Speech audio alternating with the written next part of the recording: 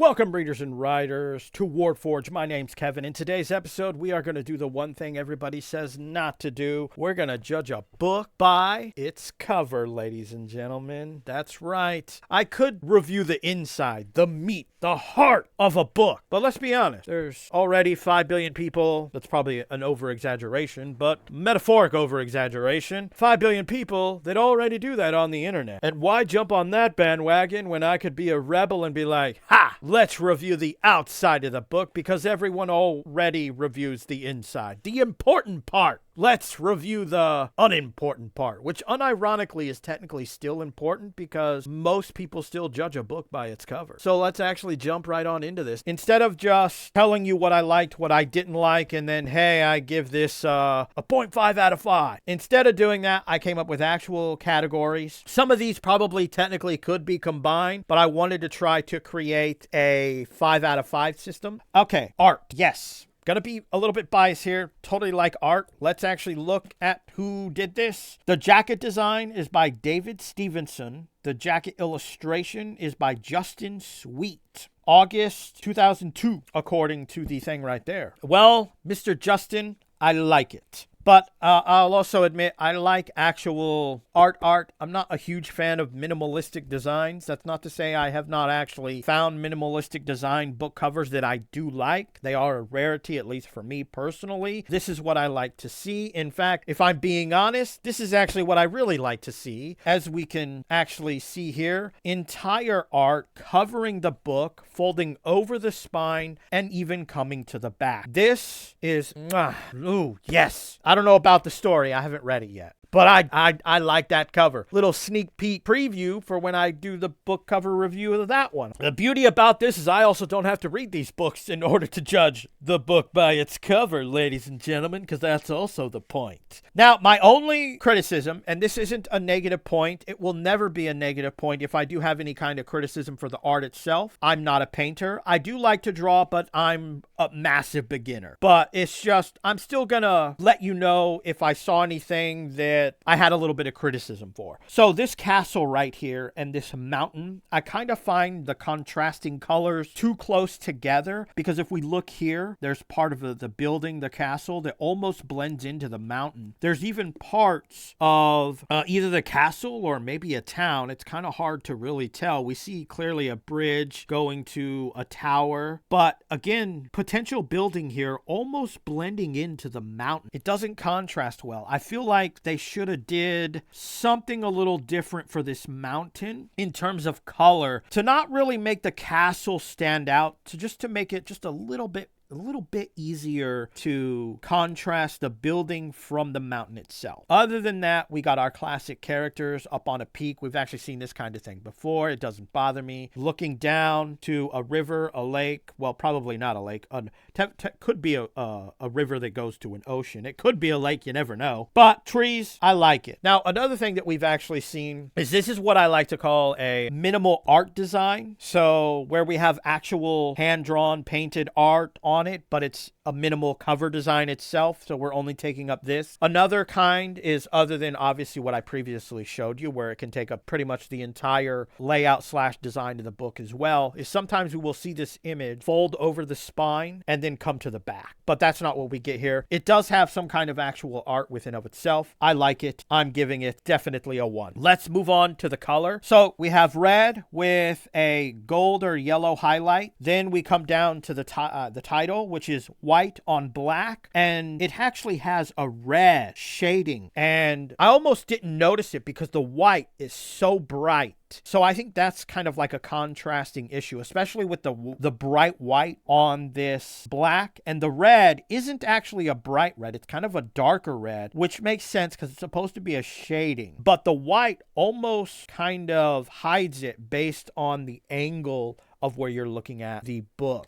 And it's even harder to see here, but it actually is on the spine as well. Coming to the back, we have yellow on black, which it is. I think I would prefer white, but I could also see why, because if you look at this, this really pops. So if this was actually white, it probably would just pop a lot here. So that's probably why they went with a yellow, because it pops, but it doesn't have the same popping feel as this bright white. So overall, minor criticisms. And of course, we have these little lines that, they're just kind of here. This is massively hubris, but we'll get to that later. The color isn't too bad. I'll give it a 1. Let's actually jump into the layout and the design. So it's kind of disappointing that this image doesn't encompass the book. It's just right here. Again, I feel like it could have been better. This is just an insult. This tiny picture, which all that is this right here, shrunken down even smaller. I don't like it. No, thank you. And I don't know really what these lines are for. I think you could probably get away with not having them or giving them some kind of more fantasy design to them. I'm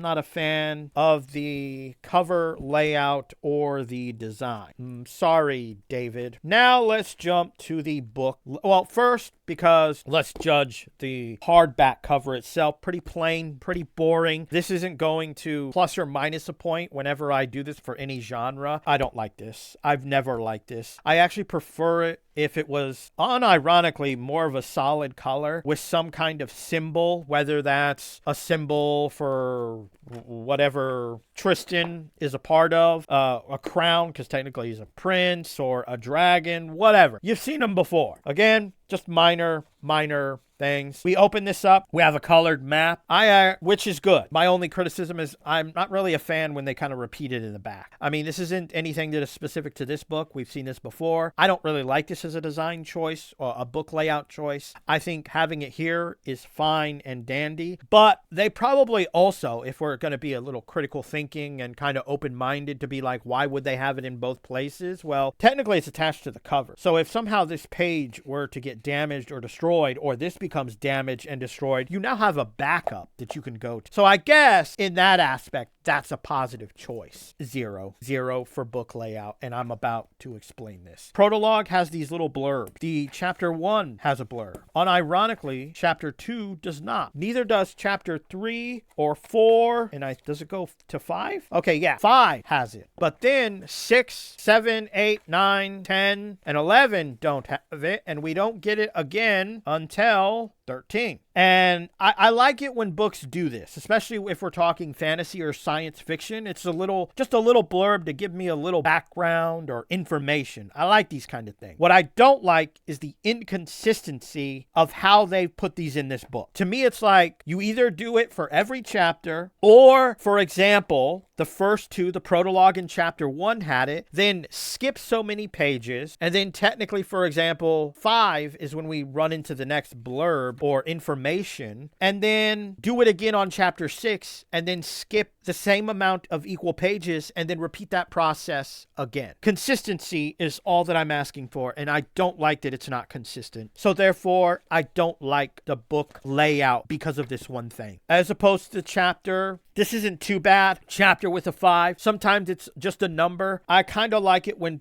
people do something a little bit different. We do have an icon. One thing I don't like about icons is that they're always the same. But I also, at the same time, understand from a business standpoint why they would not do this, because that's going to cost extra time and money to have the printers be printing out different symbols for every chapter. I like it when I see that, but that's not necessarily an immediate negative thing, but this definitely is. I don't like the inconsistency of it. Now, let's actually jump to the blurb, ladies and gentlemen. I've actually already read this, just so we're all on the same page. It is more than 3 centuries since the ravages of a devastating war nearly torn apart the kingdom of Atricia. In its wake, those who masterminded the bloodshed, court of powerful, conquest-hungry sorcerers were... I'm going to be honest with you. Spoiler, I don't like backstory in my blurb. I don't need it. If you have to give me backstory in this area for some kind of understanding for your entire story, I feel like you fail in my humble or unhumble opinion. We then jump down to Prince Tristan is a reluctant monarch to be, well, obviously. I mean, fun fact about this, don't tell the reader something that they already know. This first sentence does exactly that. It's stupid. So that's another reason why I don't like it. I mean, I understand that the prince is going to be the succession. That's kind of obvious. The only way I would need any kind of clarification is if he has a brother, and then who is the oldest to take that line of succession. That's the only way that you would have to infer inform the reader that this is the guy, but we've only mentioned him. Also kind of a spoiler. Minor, useless spoiler, but it is. We can then jump up here. Not since Terry Goodkind unsheathed the sword of truth has there been such an epic tale of heroism and magic that so captures the imagination as this monumental new work by a master storyteller. That is hubris, along with this is hubris.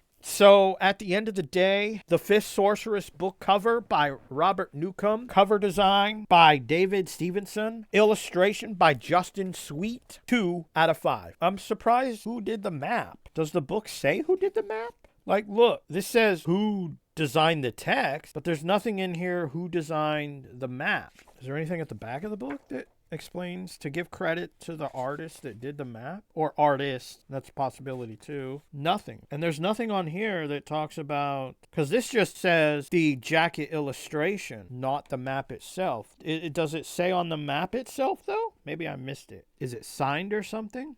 They don't. I don't think this book actually gives credit to the artist that did the map. Oh, well, you know what? I don't like that. So we're going to knock. This is now a 1.5. We're knocking half points off because I did not give credit to the artist that did the map. Even if it was Justin or David, then I feel like it should say that. And if it was somebody else, they should be listed with these two other designers. I mean, they frickin' told us who designed the text right here. But I swear I'm not seeing anything for who designed the map. That's some bullshit. This was the cover review of The Fifth Sorceress by Robert Newcomb. One of the two, right, ladies and gentlemen? Which we ended up originally giving it a 2 out of 5, but I could not find anywhere in the book of them giving credit to the map artist, so I docked a half a point. So the final number rating is a 1.5 out of 5. Apparently we can judge this book by its cover because